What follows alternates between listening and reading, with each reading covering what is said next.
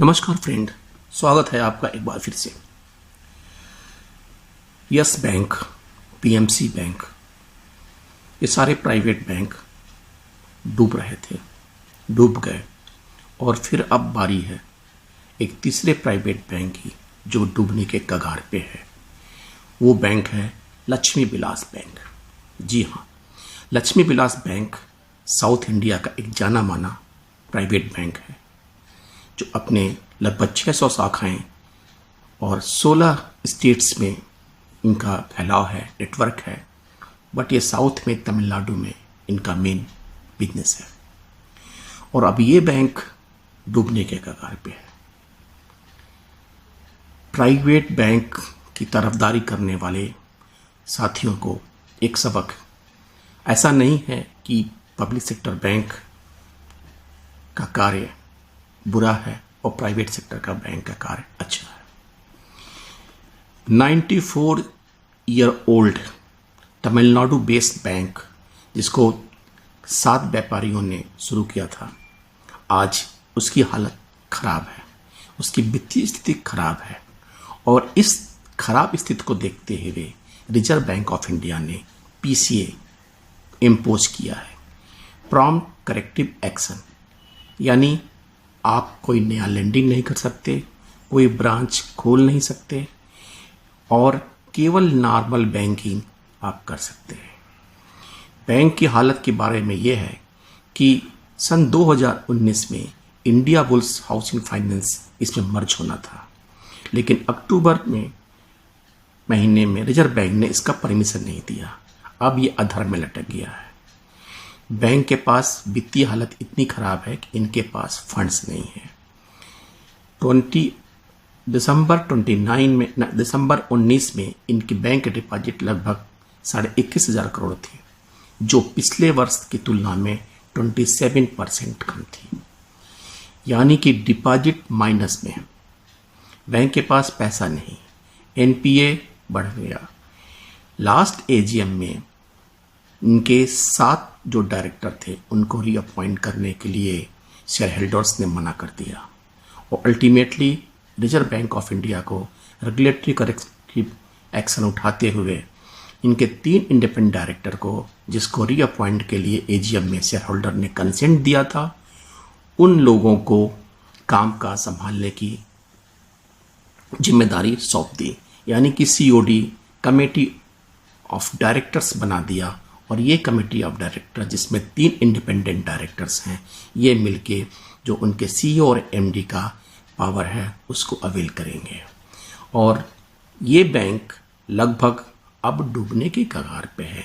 NPA इसमें 21.57, grass NPA 21.57%। Can you imagine?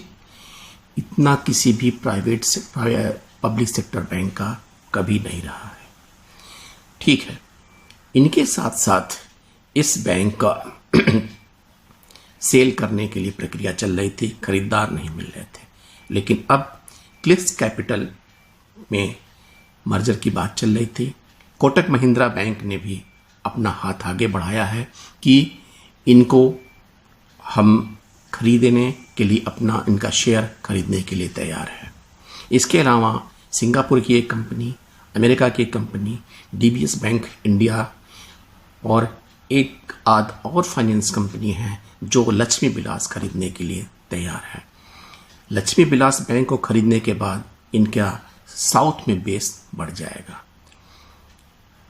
ये सब तो ठीक है, लेकिन यहाँ कहने का तात्पर्य है कि हम जोरदार रूप से ये इस बात को कन्विंस करते हैं कि केवल पब्लिक सेक्टर बैंक की कमियां हैं, private sector bank are doing well. लेकिन आपने देखा पीएमसी बैंक, इसके अलावा यस बैंक, इसके अलावा आईसीआईसीआई बैंक के घोटाले, इसके अलावा आपने देखा कि एचडीएफसी के ऑटो लोन के क्षेत्र में जो सेक्टर में जो गड़बड़ियां हुई हैं, इसके बाद अब लक्ष्मी विलास बैंक। यानी कि लाइन से आपने पुराने बैंकों की बात छोड़ दी है और कोऑपरेटिव बैंक्स जो जिला स्तर पे हैं, स्टेट लेवल पे हैं, उसमें लगभग 370 बैंक कोऑपरेटिव बैंक ऐसे हैं जो स्ट्रेस में हैं और ऐसे कई बैंक होंगे जिनके बारे में तो किसी को पता ही नहीं है।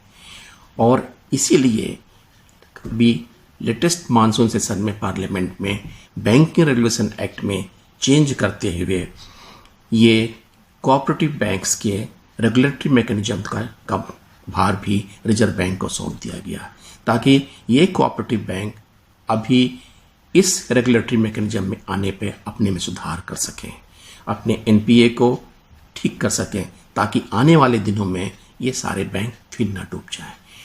आप सोचिए, अगर पीएमसी बैंक जब डूबा था तो कितने लोगों को, कितने डिपॉजिटर्स की डेथ हो गई थी, कितने डिपॉजिटर्स परेशान हो गए थे।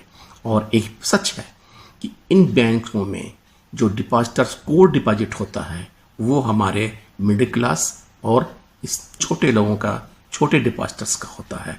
बड़े लोगों के डिपॉजिटर्स जो होते हैं उसके अगेंस्ट लोन लेके अवेल करते हैं। जैसे कि अभी लक्ष्मी विलास बैंक के 2 सीनियर ऑफिसर को इकोनॉमिक डिपार्टमेंट ने, इकोनॉमिक आर्थिक अपराध विभाग ने गिरफ्तार किया था। कारण था इन्होंने किसी भी कंपनी का 400 करोड़ रुपए का फिक्स डिपॉजिट तोड़ के करंट डिपॉजिट में डाल के उसको निकाल लिया। इसके अलावा अभी आर्थिक अपराध शाखा ने लक्ष्मी विलास बैंक के डायरेक्टर, बोर्ड ऑफ डायरेक्टर के अगेंस्ट भी केस दर्ज किया है। कहने का तात्पर्य है कि ये प्राइवेट बैंक अब इस स्थिति में नहीं है कि ठीक से कार्य कर सके। कल क्या होगा पता नहीं, लेकिन ये सच है कि बैंक प्राइवेट हो या पब्लिक सेक्टर हो, गुड गवर्नेंस की ज़रूरत है, स्ट्रिक्ट रेगुलेटरी कंट्रोल की ज़रूरत है। बिना इसके कोई भी बैंक नहीं चल सकता है, इफेक्टिवली, एफिशिएंटली कार्य नहीं कर सकता है। और उसकी वजह से हमारे छोटे डिपॉजिटर्स जिनका मुंह सब पैसा बैंक में जमा होता है वो डूबने के कगार पे आता है। तो दोस्तों, प्राइवेट बैंक्स कितना इफेक्टिव है यह तो आपने जान लिया। इसलिए गुड गवर्नेंस की ज़रूरत है, कंट्रोली जो रेगुलेशन है उसकी ज़रूरत है, अदरवाइज सारे बैंक इसी तरह लाइन में लगेंगे। थैंक यू फ्रेंड्स, आज बस इतना ही। यदि आपने अभी तक मेरा चैनल सब्सक्राइब नहीं किया हो तो प्लीज़ इसे सब्सक्राइब करें और अपने कमेंट ज़रूर भेजें। आपके वैल्यूएबल कमेंट हमें, हमारे लिए सपोर्ट करते हैं। मैं उनका अवश्य कोशिश करूँगा जवाब देने के लिए। Thank you friends, thank you.